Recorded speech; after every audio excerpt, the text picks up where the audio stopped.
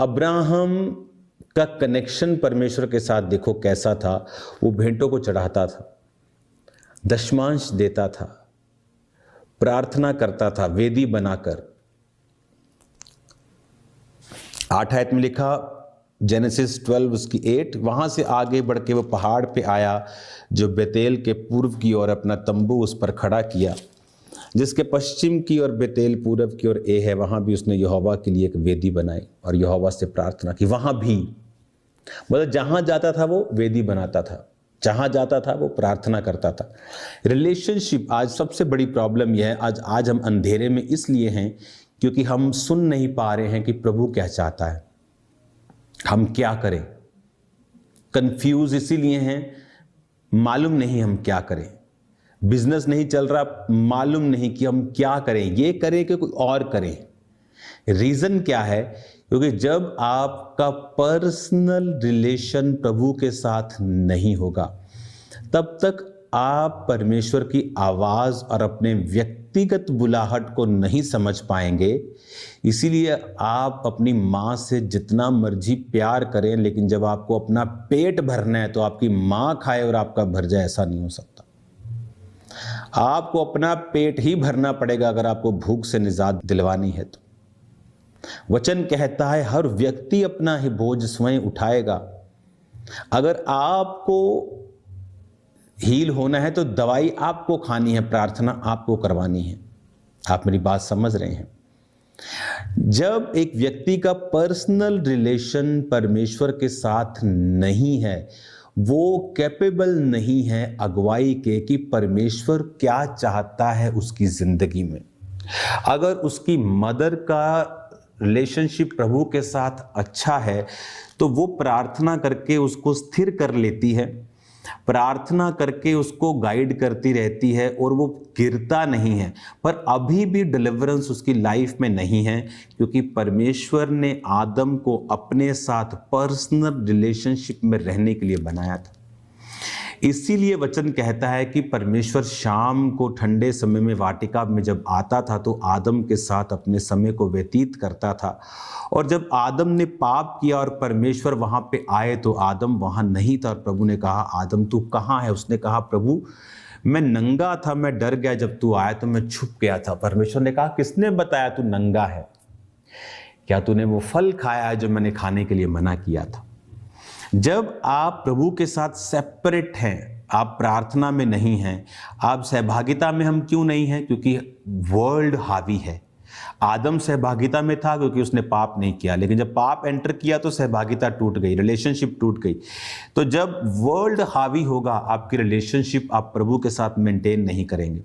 आप relationship maintain नहीं करेंगे तो आपकी अगुवाई नहीं होगी, जो प्रभु सर्कमस्टेंसेस के जरिए, आत्मा के जरिए, वर्ड के जरिए और फोर्सफुली भी करता है कई बार, जो आप अपनी ताकत से नहीं कर सकते। ये एक ऐसी फोर्स होती है कि जो आप चल पड़ते हैं उधर, आपको मालूम नहीं होता मैं मुझे क्या करना है, लेकिन उस कंफ्यूजन में भी प्रभु आपके साथ होता है। अगर आप प्रभु के साथ राइट रिलेशनशिप में है तो फिर वो भी आपको राइट प्लेस पे पहुंचा देती है। लेकिन जब प्रभु के साथ आपका रिलेशनशिप सही नहीं होता तो कंफ्यूजन्स और प्रॉब्लम्स और ट्रबल्स और कर्जे और दिस एंड दैट, फिर वो हमारी लाइफ का एक रेगुलर हिस्सा होते हैं और प्रभु नहीं चाहता ऐसा हो।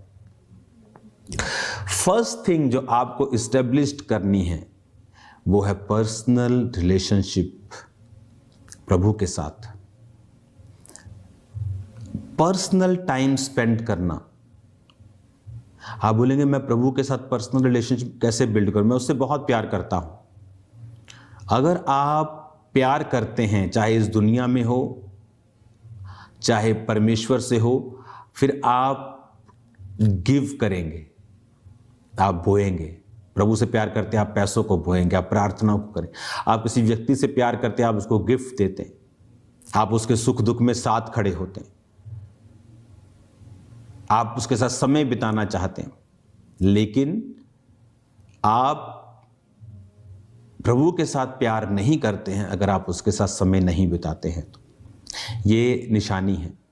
और अगर आप रिलेशनशिप में प्रभु के साथ स्ट्रांग नहीं हैं, आपको अंदर से फीलिंग्स जगाने की जरूरत नहीं। It's not a matter of feelings की फीलिंग प्रभु के साथ रिलेशनशिप बिल्ड करना, feeling, no, it's not a matter of feeling. ये फीलिंग का मैटर नहीं है। Just spend time with God and his word. उसके साथ रोज समय बिताएं, दिल करे ना करे, डाउट हो दिमाग में, होगा काम नहीं होगा, प्रभु जीवित, उस एनी डाउट, जब मैं परमेश्वर में, आप बहुत से डाउट होते थे, लेकिन प्रभु के साथ समय बिताएं। सडनली धीरे धीरे आपको आदत पड़ जाएगी। फिर सडनली होगा एकदम, लेकिन धीरे धीरे जब चलना शुरू होंगे फिर एकदम से सडनली होगा। एकदम से सडनली एकदम से नहीं होगा, लेकिन आप धीरे धीरे चलते जाएंगे, then suddenly something will happen. कुछ बिग वे आपके लिए ओपन होगा, समथिंग मिरेकलस आपकी लाइफ में कुछ घटनाएं होंगी, आपको मालूम होगा, ओह मेरा प्रभु के साथ रिलेशनशिप है, ये इससे मैं बच नहीं सकता था लेकिन मैं बचा, मैं परमेश्वर में, मैं, इसका मतलब मैं, ओके परमेश्वर है। आपको तब कॉन्फिडेंस आएगा। दाऊद ने गोलियत को मारने से पहले प्रभु ने उसको अलग अलग शेर और भालू को मरवाया। दाऊद को कॉन्फिडेंस था कि अगर मैं उनको मार सकता हूं, मैं इसको भी मार सकता। बट वो भी कॉन्फिडेंस एक रिजल्ट था, एक असर था परमेश्वर के साथ संबंध का, जो उसके साथ प्रभु के थे। अगर आप प्रभु के साथ रोज समय बिताएंगे, आपका रिलेशनशिप स्ट्रांग नहीं, आपको अंदर से फील नहीं आता, आपको अंदर से फील जगाने का जरूरत नहीं है। आपको रोज समय व्यतीत करना है प्रार्थना में, वचन में, वर्शिप में, every day every day every day every day. और आपको मालूम भी नहीं होगा कि सडनली कुछ देर के बाद आपका प्रभु के साथ एक स्ट्रांग रिलेशन होगा। चीज़ें मूव कर रही होंगी, काम करनी शुरू कर रही होंगी, वही बिजनेस, वही फाइनेंस, वही परिवार काम कर रहा है, थिंग्स आर वर्किंग आउट, अपने आप चीज़ें हो रही हैं, फ्लो चल पड़ा है, और ये रिजल्ट होगा प्रभु के साथ संबंधों को कायम करने का। आज हम संघर्ष इसलिए कर रहे हैं क्योंकि हम अपना मेजर काम नहीं कर रहे हैं। बाइबल का हर महान हीरो, एक उसकी लाइफ में ये आदत 101% होगी, 100% नहीं।